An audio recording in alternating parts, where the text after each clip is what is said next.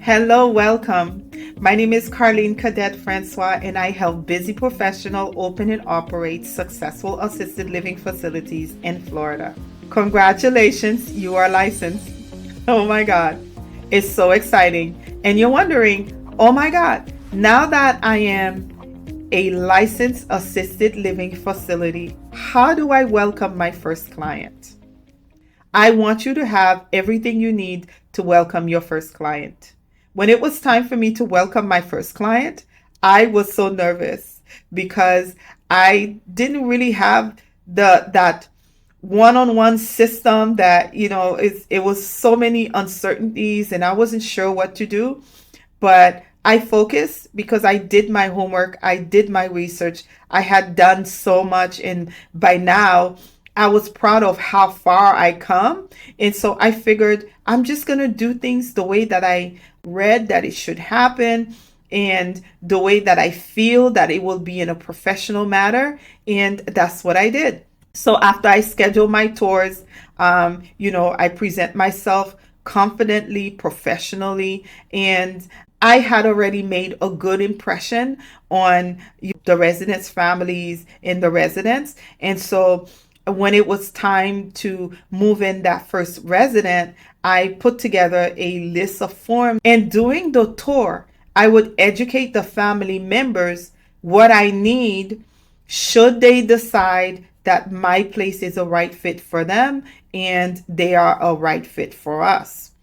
I explain what I need and I explain why I need it. For example, I would tell them I need the health assessment form and I would explain to them why I need the health assessment form. I need to make sure that your loved one is a good fit for the facility. And the reason for that is there are regulations that protect your loved one and the licensed facility also. And should the Agency of Healthcare Administration show up and they see that, I didn't do my job correctly and I accepted someone that is not a good fit for the assisted living facility, they will tell me to discharge that person. And you, as the loved one, don't want to have to repeat this process because I didn't do my job correctly. Oftentimes, they always understand. So, part of my tour success is to make sure that I educate the loved one because I know most places will not take the time to do that. Okay, so that was another way that I set myself apart. So you need the following files in order to welcome your first resident. Now, you do have a resident file that I will put together for you, but these forms and files that you're going to need them directly from the resident doctor, and you're going to need them directly from the resident family and oftentimes the pharmacy, the resident's pharmacy. And you won't have these forms. Those are forms that will be provided to you from the family members. First and foremost, you want to have a power of attorney in healthcare surrogate. Okay? The power of attorney is the person who is in charge to make decision for their loved one, and that's the person that will sign your contract for your facility. That's the person that will pay you for your fees so their loved one can live at your place, or that's the person that's going to connect you if their loved one has a trust that will send you the payment. That's the person that will connect you to the point of contact of the trust so that the trust can send you the payment every month. The person with the power of attorney is basically the legal guardian of their loved one. They are there to make decisions for them. They are there to execute contracts for them.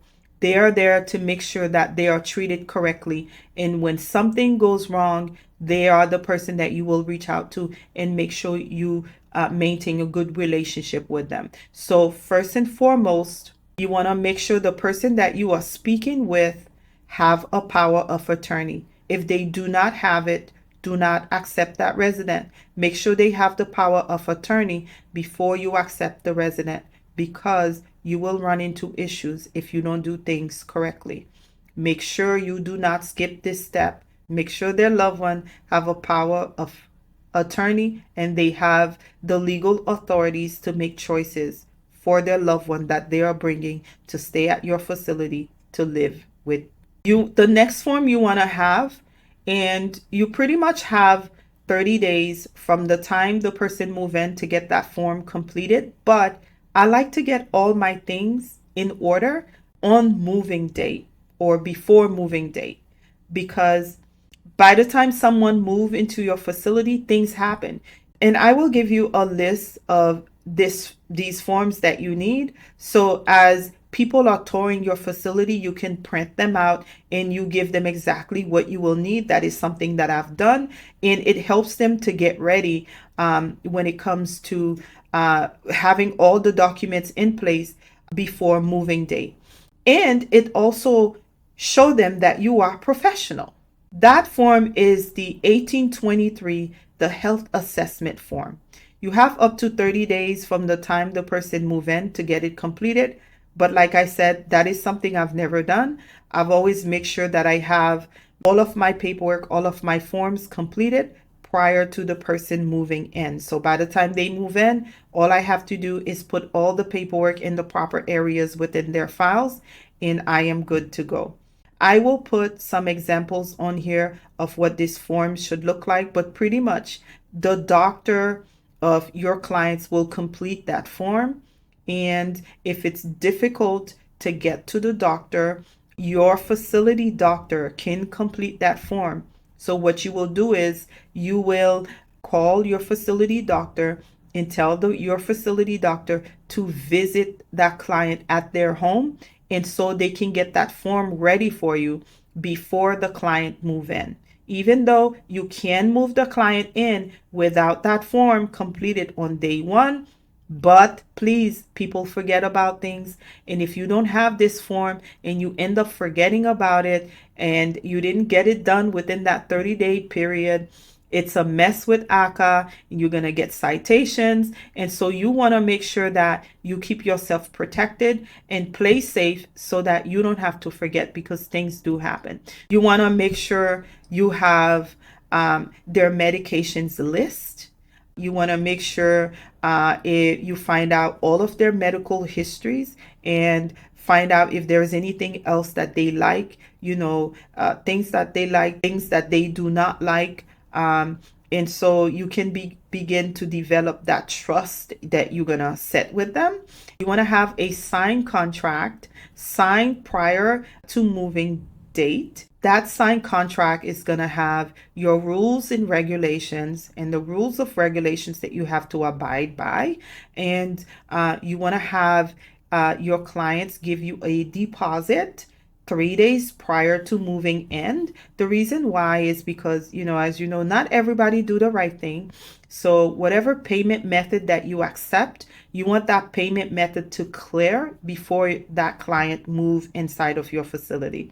If that client came to you through a placement agent, that placement agent is going to charge you a fee. And the way that I handle that fee is typically there is a non-refundable fee.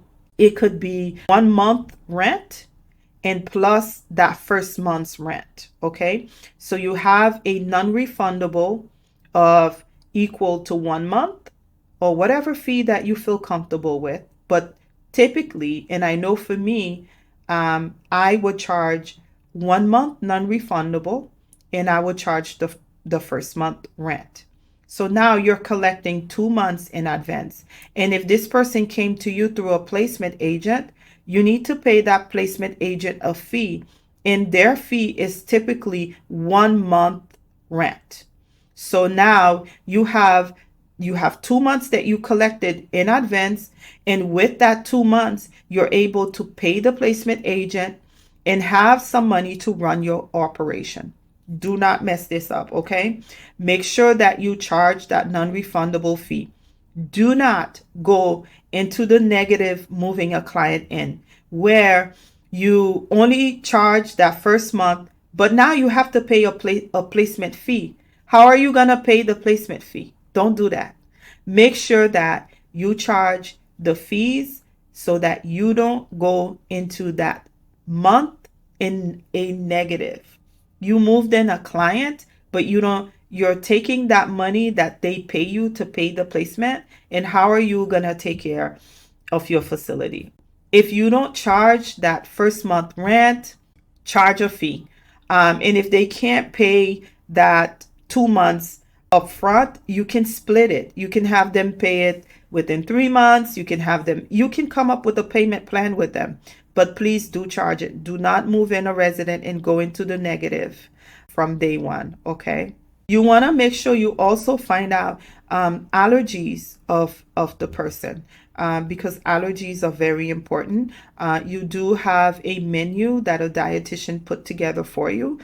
Some of it will have the puree. It will have the puree menu, and as well as the regular menu, emergency menu. All of your menus will be there, but you do want to make sure you find out about the allergies. You want to make sure once that client move in, you want to make sure you send their medication list to your pharmacy. They're going to move in with medication, usually for 3 days, but they are going to have medications, and you want to make sure you send their medication list. You send their 1823, and you also going to need their IDs. You send all of that to your pharmacy, and your pharmacy usually send you their medication with the MOR right away. And so you can begin to document as you are giving medications to your staff. Whether or not you have the MOR, you should document. You need to document that when you give medication to the residents, okay? So this is that. Having these things in place are so important, and I know for sure that they're gonna help you because you don't have to scratch your head wondering what to do, okay? These are the forms that you need. Make sure that you get these forms before your client move in, and I will see you in the next one. Thank you.